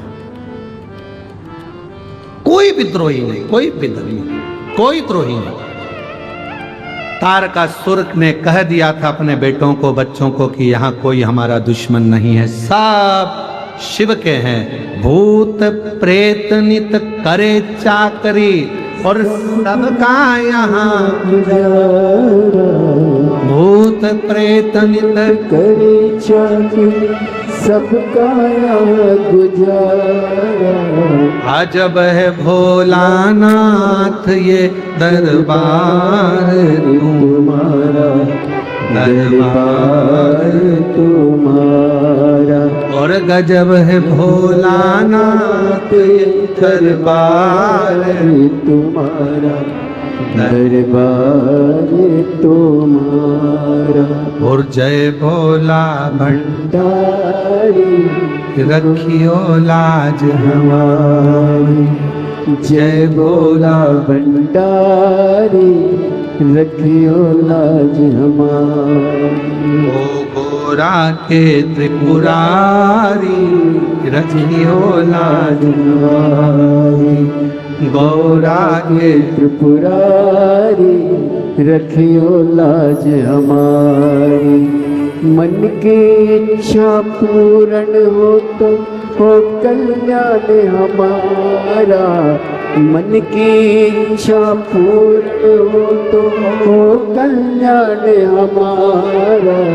अजब है भोलानाथ ये दरबार तुम्हारा, दरबार ये संपूर्ण संसार में शिव का कोई दुश्मन नहीं, कोई दुश्मन।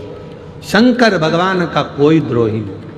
आप एक एक असुर को उठाकर देखिए, एक एक असुर को, एक एक कोई दुश्मन दिखेगा आप? भस्मासुर, क्या वर था उसको?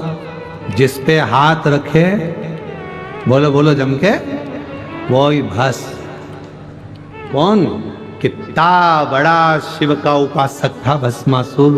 शिव का परम भक्त था भस्मासुर, परम भक्त।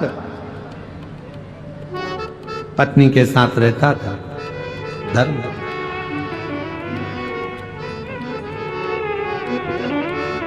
एक दिन धर्म पत्नी ने पति को देखा कि ये दिन रात शिव की आराधना में लगे रहते हैं, साधना में लगे रहते हैं, शिव की साधना। कहा पूरी सृष्टि पर मुझे राज्य करना है, पूरी सृष्टि। किससे वर मांगू? धर्म पत्नी ने कह दिया, शिव से बड़ा कोई दानी नहीं हो सकता संसार। अपना घर सोने की लंका तक उन्होंने लंकापति रावण को दे दी थी। कर्ण फूल निकाल कर दे दिए थे मांबा ने। उनसे बड़ा दुनिया में कौन दानी हो? मांगना है तो शिव जी से मांगो। बाबा की आराधना में, साधना में डूब गया बहुत।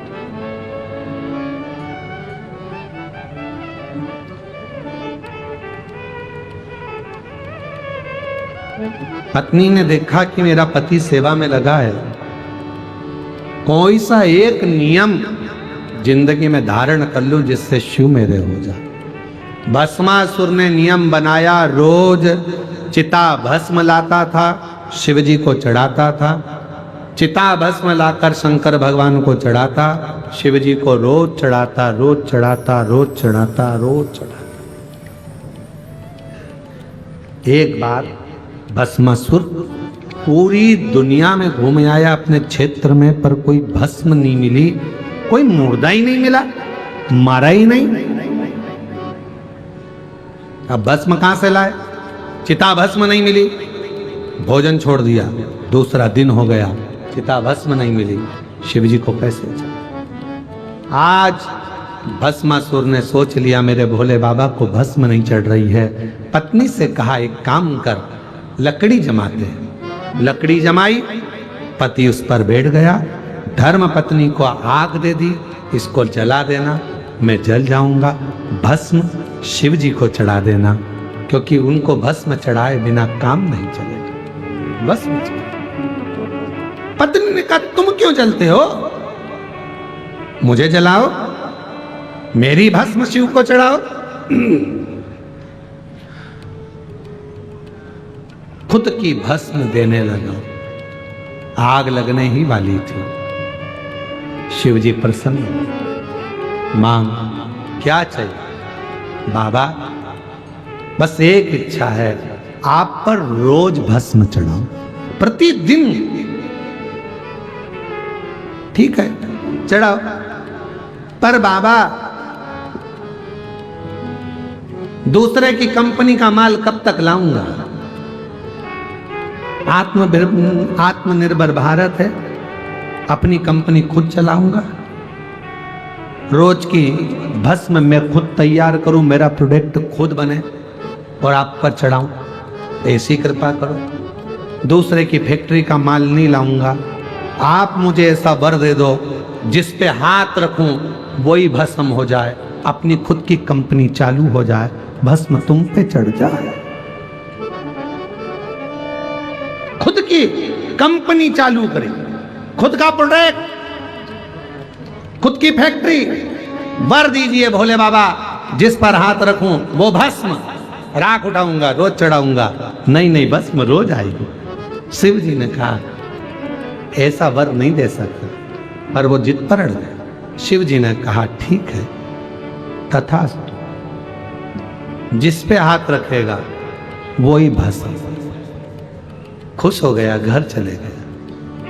पत्नी को बुला रहा था, इधर तो आओ, तुमने मुझे राह दिखाई, शिव जी मिल गए, वर मिल गया, आज सबसे पहले तुम्हारे गले लगना चाहता हूं।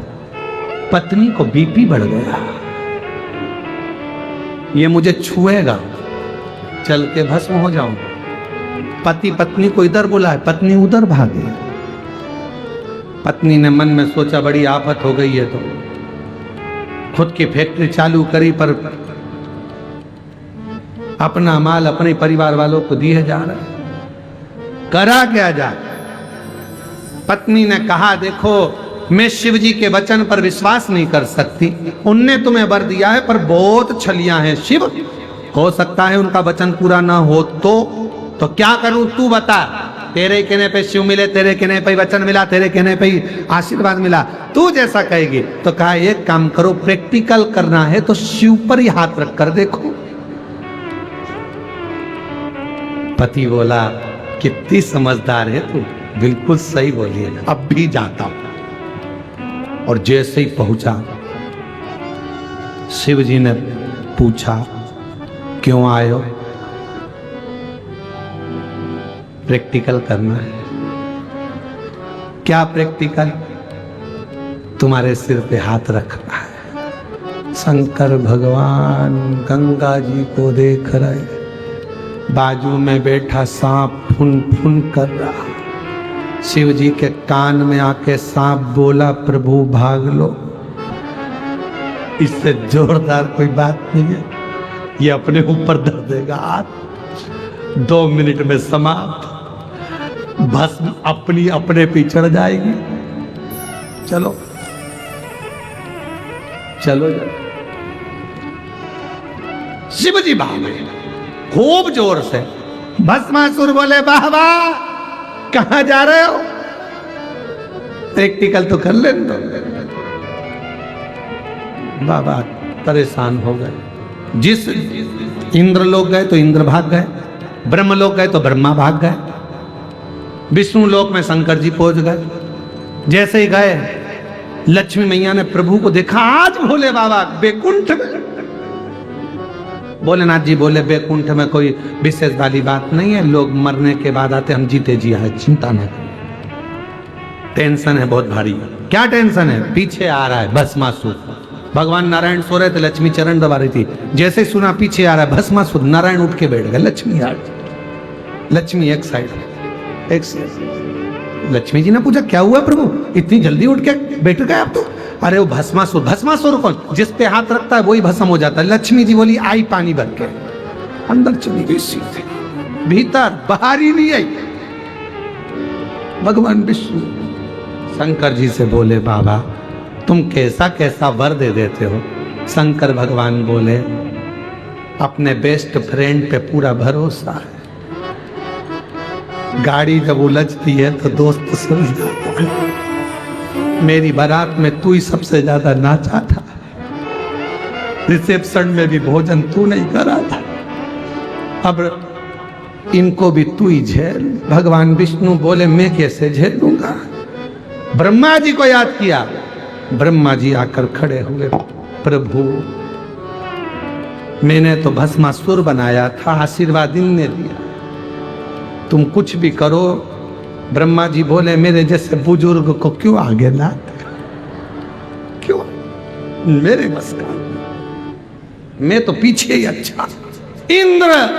इंद्र बोले प्रभु ऐरावत पे चढ़ जाओ और चलो। भगवान नारायण बोले ऐसे काम नहीं चलेगा। शिव जी पीछे हो गए।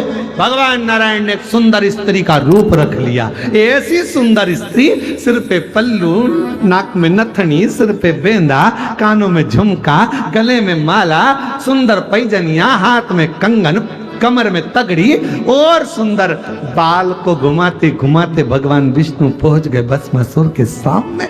जो भस्मासुर ने भगवान विष्णु को देखा, इतनी सुंदर नारी,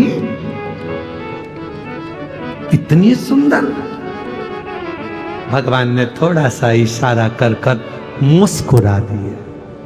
हंसे कि फंसे, और भगवान मुस्कुराए। भस्मासुर मुस्कुराते ही भगवान को देखकर बोला क्या तुम मेरी अर्धांगिनी बनोगी? भगवान बोले जिसको घर छोड़ के आया है उसका क्या होगा? जिसने तुझे अक्ल दी तो कहे वो तो मेरी अर्धांगिनी है, बहुत ज्ञान देती है, उसी ने मुझे हाथ पर ये शिव जी से वर दिलवाया है। शिव जी मिल नहीं रहे, कम से कम तुम ही मिल गई। ठीक है, क्या तुम मेरी अर्धांगिनी बनोगी? भगवान बोले मैं बनने को तैयार हूं, पर मेरी एक हॉबी है, एक मुझे पसंद है नृत्य, डांस। अगर तुम मेरे जैसा डांस कर लोगे, नाच लोगे, तो मैं तुम्हारे गले में माला पहना दूंगी।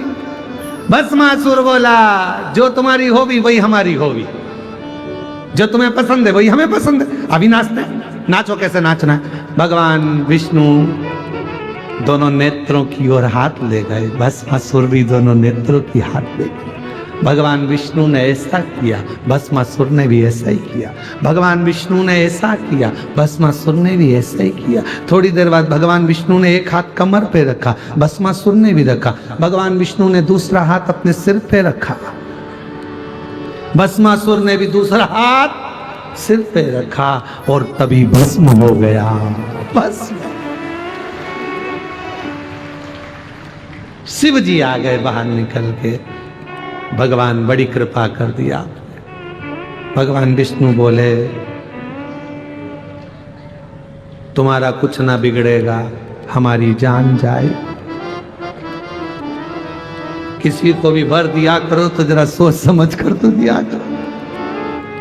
ऐसा वर दे देते हो, बाद में वो अपने ही पीछे पड़ जाता है। बाबा जान नहीं पाए। भगवान शिव ब्रह्मा जी आकर बोले, भोलेनाथ बहुत दयालु हैं, दातार हैं, सरल हैं, इनसे भैया किसी को भी इनके पास मत जाने दो। मार्कंडे बाबा की उम्र कम थी, इन्होंने वर दे दिया, नहीं मरेगा, नहीं मरा।